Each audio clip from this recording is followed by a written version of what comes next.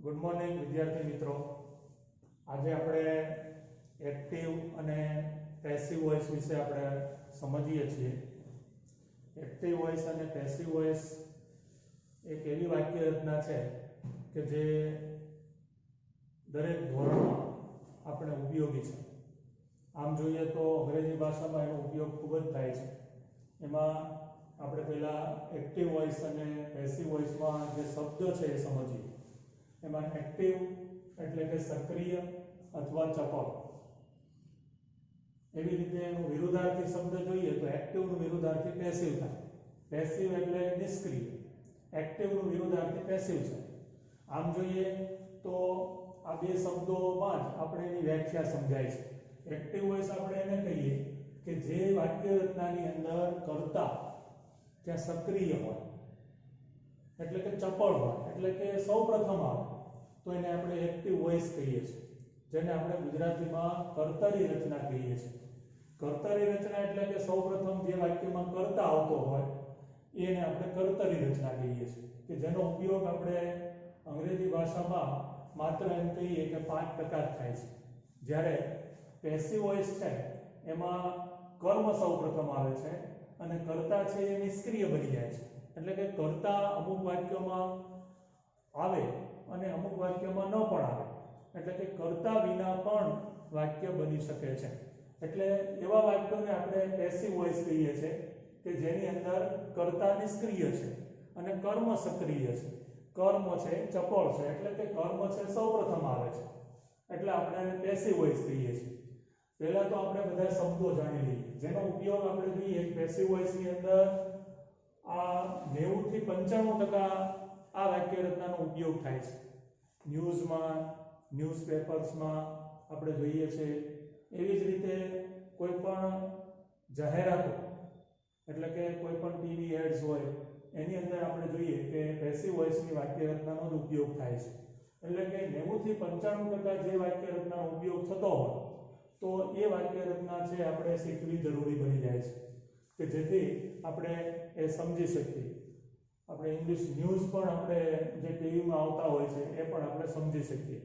તો passive voice છે એ આમ જોઈએ તો જીવન જરૂરી ચીજ વસ્તુ બની જાય છે, કારણ કે જોઈએ છે કે પેસિવ વોઇસ એ માત્ર આપણે પરીક્ષાલક્ષી તૈયારી કરવી ન જોઈએ, પણ આપણે એક જીવનનું એક અંગ બનાવી લઈએ કે પેસિવ વોઇસથી જ આપણે કોઈ પણ વાક્ય રચનાઓ સમજી શકવાના છે। કોઈ પણ ન્યૂઝપેપર વાંચવું હોય તો પણ આપણે આ પેસિવ વોઇસની વાક્ય રચના સમજેલા હોય તો આપણે સમજાય છે। જોઈએ તો પેસિવ વોઇસ અને એક્ટિવ વોઇસ। એક્ટિવ વોઇસ વિશે તો આપણે જાણકારી છે કે જેમાં કર્તા પછી ક્રિયાપદ, ક્રિયાપદનું યોગ્ય રૂપ બદલવાથી અહીંયા કાળ બદલે છે, ત્યાર પછી કર્મ। આ ત્રણેય શબ્દો આપણે ખબર છે કે કર્તા જે છે એ ક્રિયા કરનાર છે। એમાં આપણે જોઈએ કે સર્વનામ છે એને કર્તરી રૂપ કહીએ છીએ। આઈ, વી, યુ, હી, સી, ઇટ અથવા તો કોઈ પણ નામ તો એને આપણે કર્તા કહીએ છીએ। જ્યારે કર્મ છે એ બે પ્રકારના કર્મ આવે છે। કર્મ છે એ સજીવ કર્મ પણ હોય અને નિર્જીવ કર્મ પણ હોય। સજીવ કર્મ છે એ આપણે જોઈએ તો એમાં આપણે હું થી એટલે કે કોનેથી પ્રશ્ન કરો એટલે આપણે જવાબમાં કર્મ મળશે। નિર્જીવ કર્મ એટલે કે વોટ થી પ્રશ્ન કરીએ, વોટ એટલે કે શું, એનાથી આપણે પ્રશ્ન કરીએ અને જવાબમાં જે મળે છે એ કર્મ એ નિર્જીવ કર્મ કહીએ છીએ। આમ બે પ્રકારના કર્મ એ વાક્યની અંદર હોય છે। તો એ બે કર્મ છે, કોઈ પણ કર્મ છે એનાથી સૌપ્રથમ આપણે લઈ અને આપણે પેસિવ વોઇસ બનાવી શકીએ છીએ। હવે એક્ટિવ અને પેસિવ વોઇસમાં આપણે જોઈએ કે ક્રિયાપદનું યોગ્ય રૂપ। દાખલા તરીકે ક્રિયાપદ તરીકે આપણે જોઈએ છે તો અહીંયા દાખલા તરીકે આપણે સિંગ જોઈએ, આ મૂળ ક્રિયાપદ છે। એવી રીતે ટુ રાઇટ લઈએ તો સિંગ એટલે કે ગાવું, એનું ભૂતકાળનું રૂપ થાય છે કે સેંગ અને ભૂતકૃદમ થાય છે સંગ। એવી રીતે રાઇટનું રોટ અને રિટર્ન એ ભૂતકૃદમ છે। તો આ ત્રણ રૂપો છે એ ક્રિયાપદના રૂપો એટલે કે વર્બ ફોર્મ્સ આપણે એને કહીએ છીએ। તો આ વર્બ ફોર્મ્સ છે એ અહીંયા જરૂરી છે। એક્ટિવ બનાવો પેસિવ બનાવો દરેક કાળમાં આપણે એનો ઉપયોગ કરતા આવીએ છીએ ક્રિયાપદનું યોગ્ય રૂપ આપણે જોઈએ કે અહીંયા સિંગ વાપરો તો કે આઈ સિંગ બરાબર અ સોંગ તો કેમ કહેવાય કે હું ગીત ગાઉં છું તો સિમ્પલ પ્રેઝન્ટ ટેન્સ છે બરાબર તો આ એની અંદર જોઈએ છે કે આઈ છે એ કર્તા છે એવી રીતે સોંગ એ કર્મ છે તો આ કર્તા અને કર્મ છે ઓળખાય અને સિંગ ક્રિયાપદ છે એટલે કે નિયમ પ્રમાણે કાળ પ્રમાણે ક્રિયાપદનું યોગ્ય રૂપ મૂકવાથી અહીંયા દાખલા તરીકે he નો ઉપયોગ કરીએ છીએ સિમ્પલ પ્રેઝન્ટ ટેન્સમાં તો he sings a song એવું વાક્ય બને છે તો આપણે sing છે ને s લગાડવો પડે છે આ નિયમ પ્રમાણે આપણે ક્રિયાપદનું યોગ્ય રૂપ બદલવાથી કાળ બદલાય છે જ્યારે પેસિવ વોઇસ ની અંદર આપણે જોઈએ છે કે to be નું યોગ્ય રૂપ એ અગત્યનું છે to be ના રૂપો આપણે જોઈએ છે તો સામાન્ય રીતે to be ના રૂપો છે એ પણ ખૂબ અગત્યના છે એમાં આપણે વર્તમાન કાળ ભૂતકાળ અને ભવિષ્યકાળ આમ ત્રણ કાળમાં આ રૂપો છે એ એના to be ના રૂપો અલગ અલગ હોય છે દાખલા તરીકે to be ના વર્તમાન કાળના રૂપો જોઈએ તો am is અને are એવી રીતે ભૂતકાળમાં was અને were બરાબર આમાંથી કર્તા પ્રમાણે આપણે આનો રૂપનો ઉપયોગ કરીએ છીએ એમાં I સાથે I am we are you are he is she is it is અને they are આવી રીતે I was બરાબર we were you were he she it સાથે પણ was વાપરીએ છીએ અને they were અથવા તો કોઈ પણ નામ સાથે આપણે was નો ઉપયોગ કરીએ છીએ આ ભૂતકાળનું રૂપ થયું ભવિષ્યકાળમાં shall be અને will be આમ આ ત્રણ કાળના રૂપો આ to be ના રૂપો છે એ સાદા વર્તમાન કાળમાં આનો ઉપયોગ કરાય છે સાદા ભૂતકાળમાં આનો ઉપયોગ કરાય છે અને સાદા ભવિષ્યકાળમાં એટલે કે to be ના રૂપો છે ત્રણ આપણે અત્યારે ત્રણ કાળની જ વાત કરીએ છીએ તો એ ત્રણ કાળમાં વપરાય છે એવી રીતે ચાલુ કાળ બનાવો તો આ to be ના રૂપનો ઉપયોગ થાય એની સાથે સાથે એક be નું રૂપ આપણે being વાપરીએ છીએ આ ચાલુ કાળમાં વાપરીએ છીએ અને પૂર્ણકાળ જોઈએ તો પૂર્ણ એટલે કે પરફેક્ટ ટેન્સ છે બધા perfect present tense perfect past tense perfect future tense એની અંદર આપણે જોઈએ તો એમાં હેવ ના રૂપો હોય છે અને એની સાથે હેવ કે હેઝ હેવ અથવા હેઝ અથવા હેડ અને પછી બીન વપરાય છે આ બી નું ભૂતપૂર્વક બીન થાય છે આ એક સહાયક તરીકે આપણે બી ના રૂપો આપણે પહેલા સૌપ્રથમ જ્યારે એક્ટિવ નું પેસિવ કરીએ ત્યારે એની માહિતી આપણી પાસે હોવી જોઈએ આ બીજી માહિતી પહેલી માહિતી આપણે વાત કરીએ છીએ કે ક્રિયાપદના રૂપો એનું ભૂતકૃદન એટલે કે પેસિવ બનાવો ત્યારે to be નું રૂપ અને ભૂતકૃદન એ ફરજિયાત આવડતું જ હોવું જોઈએ એટલે આ રૂપો છે એના ઉપર વધારે ભાર મૂકો અને એને વધારે યાદ રાખવાનો પ્રયત્ન કરતા રહેવો જોઈએ હવે આપણે જોઈએ છે વાક્ય રચનાઓ એક્ટિવ વોઇસ અને પેસિવ વોઇસ ની વાક્ય રચનામાં એટલો ફેર છે કે જેમાં કર્તા અને કર્મ છે આ કર્તા અહીંયા સક્રિય છે એટલે કે એક્ટિવ છે અહીંયા કર્તા છે એ નિષ્ક્રિય છે એટલે કે પેસિવ છે એટલે કે છેલ્લે જાય છે આપણે આ માહિતી આપણે અગાઉના વિડિયોમાં આપણે જોયું કે જેમાં કર્તા એટલે કે I હોય દાખલા તરીકે અહીંયા આપણે એક્ટિવ અને પેસિવ ની વાત કરીએ તો એક્ટિવ નું પેસિવ જ્યારે કરીએ ત્યારે I હોય કર્તા સ્થાને તો એનું પેસિવ માં આપણે બાય મી કરીએ છીએ I નું મી કર્મણી રૂપ કર્તાનું કર્મણી રૂપમાં આપણે ફેરફાર કરવો પડે છે એટલે કે અહીંયા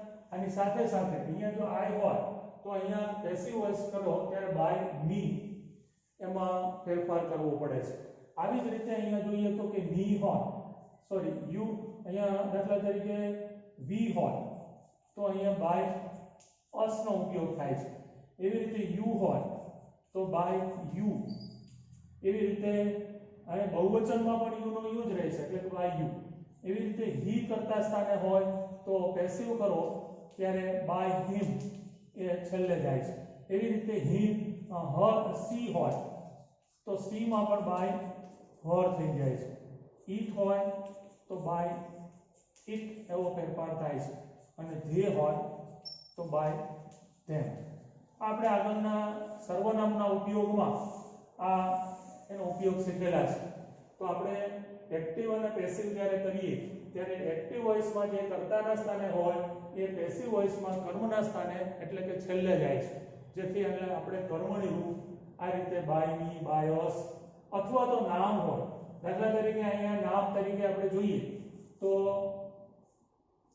કે અહીંયા રમેશ હોય તો બાય રમેશ. આમ નામ છે એમાં કોઈ ફેરફાર થતો નથી, પણ જો સર્વનામ હોય તો એનું કર્મણી રૂપમાં ફેરફાર થઈ જાય છે. હવે આપણે જોઈએ તો આ વાક્ય રચના સમજીએ તો કર્મ છે એ સૌપ્રથમ આવે છે, પછી ટુ બી નું યોગ્ય રૂપ આવે છે. યોગ્ય રૂપ એટલા માટે કે જેમ અહીંયા ક્રિયાપદનું યોગ્ય રૂપ કાળ પ્રમાણે ફેરફાર થાય એવી રીતે અહીંયા ટુ બી નું યોગ્ય રૂપ જોઈએ તો એમાં કાળ પ્રમાણે, દાખલા તરીકે આ સાદા વર્તમાનકાળનું વાક્ય છે તો આપણે એનું પેસિવ કરવું હોય તો કર્મ કોણ છે તો કે કર્મ છે આપણે જોઈએ કે કેવી રીતે મળે. તો કે અંગ્રેજીમાં તમે સમજો તો આપણે whom અથવા તો what થી પ્રશ્ન કરો તો આપણને કર્મ મળે છે. એટલે અહીંયા જોઈએ છે કે what થી પ્રશ્ન કરો તો આપણને a song છે કર્મ મળે છે. તો a song એ કર્મ આપણે સૌપ્રથમ લખીએ છીએ. એવી રીતે આ જોઈએ છે કે ટુ બી નું રૂપ. હવે કાળ ઓળખવું પડે તો કે કયો કાળ છે તો કે અહીંયા જોઈએ છે કે સાદો વર્તમાન કાળ છે. તો વર્તમાન કાળ હોય તો ટુ બી નું અહીંયા યોગ્ય રૂપ કયું મૂકવાનું? એમ, ઇઝ કે આર. અહીંયા જોઈ શકીએ છીએ કે સોંગ છે એ ત્રીજો પુરુષ છે એટલે અહીંયા ઇઝ નો ઉપયોગ કરીએ. અ સોંગ ઇઝ અને પછી જે ભૂતકૃદંત મૂકવાનું આવશે એ તો ફરજિયાત છે. તો કે ભૂતકૃદંત વિના પેસિવ ન થાય એટલે સિંગ નું ભૂતકૃદંત જુઓ તો સિંગ નું ભૂતકૃદંત શું છે? સંગ છે. તો અહીંયા સંગ મૂકી દઈએ. બરાબર? અ સોંગ ઇઝ સંગ. હવે બાકી કયો શબ્દ જેવું કરતા? આમાં અન્ય શબ્દો હોય તો અન્ય શબ્દો પણ અહીંયા મૂકી શકાય. બરાબર? દાખલા તરીકે in the garden, at school વગેરે એ અન્ય શબ્દો છે. અહીંયા અન્ય શબ્દો આપણે રાખ્યા નથી તો અન્ય શબ્દો હોય તો પણ મૂકી શકાય. હવે આપણે જોઈએ છે કરતા. તો કે કરતા છે ક્યાં મૂકવાનું? તો કે છેલ્લે બાય મી. આઈ છે એનું બાય મી થઈ જાય છે એટલે કે મારા દ્વારા. હવે આમ જોઈએ તો ગુજરાતી ભાષામાં આની કોઈ વાક્ય રચના પેસિવ વોઇસમાં બોલવામાં કે ઉપયોગ થતો નથી, પણ અંગ્રેજી ભાષામાં આનો ઉપયોગ ખૂબ જ છે કે જેથી શા માટે? કારણ કે આ ટુ બી ના રૂપ બદલવાથી કાળ બદલાય છે. અહીંયા આપણે ભૂતકાળની વાક્ય જોઈએ તો ભૂતકાળની અંદર આ વાક્યને આપણે ભૂતકાળમાં ફેરવીએ. દાખલા તરીકે અહીંયા આ આઈ છે સેન એની જગ્યાએ સેન નો ઉપયોગ કરીએ અને કર્તા તરીકે હી લઈએ. હી સેન અ પ્રેયર. પ્રેયર મીન્સ પ્રાર્થના. બરાબર? અહીંયા કર્તા તરીકે કોણ પૂછવાથી કર્તા મળે છે. શું કરે છે તો ક્રિયાપદ મળે છે અને શું પૂછવાથી આપણને કર્મ મળે છે. એટલે કે સૌપ્રથમ તો કર્તા, ક્રિયાપદ અને કર્મ એ આપણે ઓળખવા જોઈએ.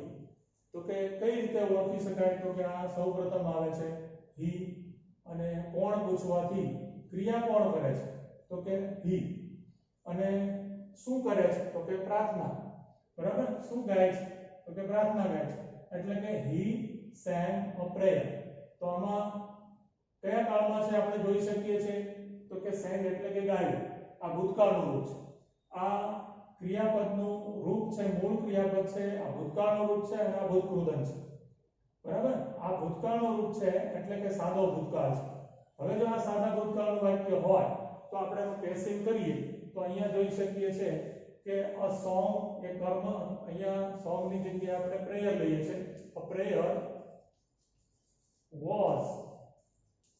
શું કામ વોઝ? કારણ કે અહીંયા ભૂતકાળમાં છે એટલે ટુ બી નું ભૂતકાળનું રૂપ વોઝ નો ઉપયોગ કરીએ. અને સંગ છે એ તો ફરજિયાત મૂકવું જ પડે. ભૂતકૃદંત તો કોઈ પણ કાળનું વાક્ય હોય. સંગ બાય, અહીંયા આપણે કર્તા બદલ્યો છે એટલે કર્તા તરીકે હી છે એટલે બાય હિમ. એટલે કે prayer was sung by him. આ રીતે આપણે દરેક કાળમાં ટુ બી નું રૂપ બદલવાથી પેસિવમાં આ કાળ બદલાય છે. બાકીના બધા શબ્દો એ જ જગ્યાએ આપણે મુકાયેલા જોવા મળે છે. આવી જ રીતે ચાલુ સાદા વર્તમાન કાળનું વાક્ય જોઈએ તો સાદા વર્તમાન કાળમાં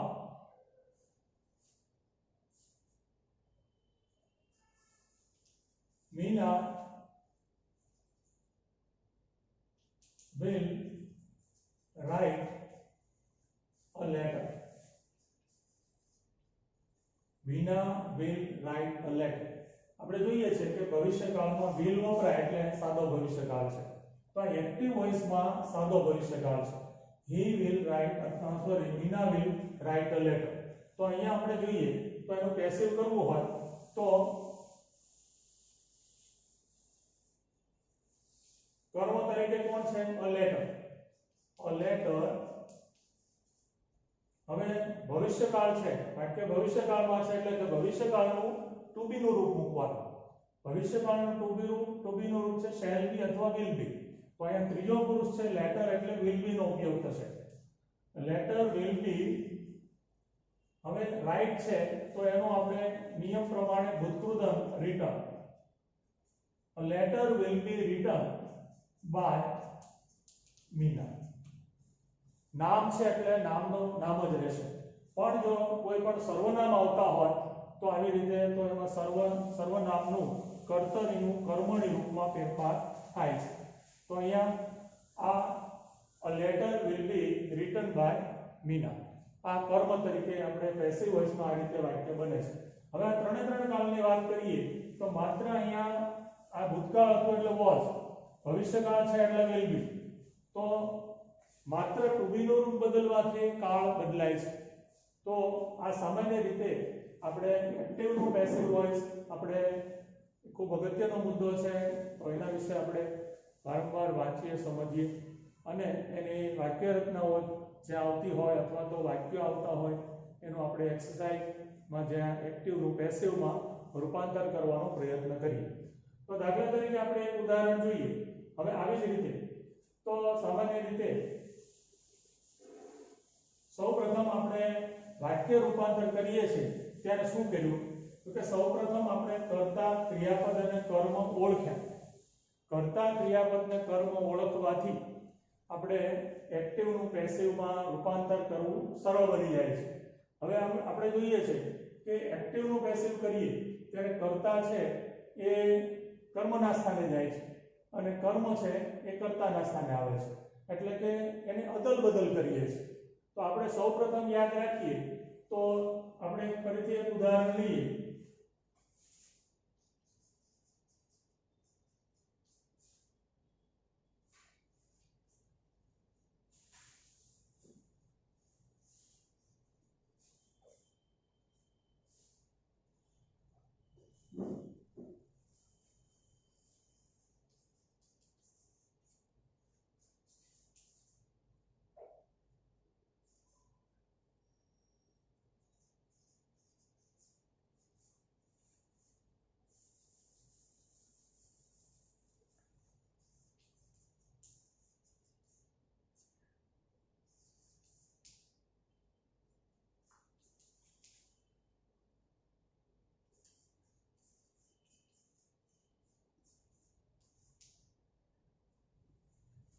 They write sentences in notebooks.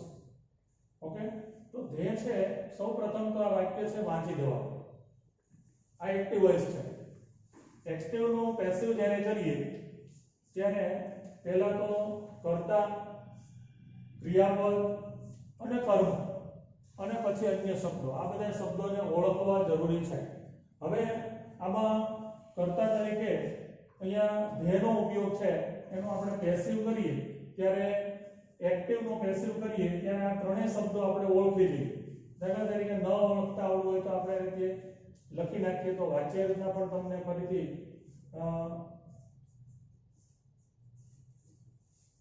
અન્ય શબ્દો છે.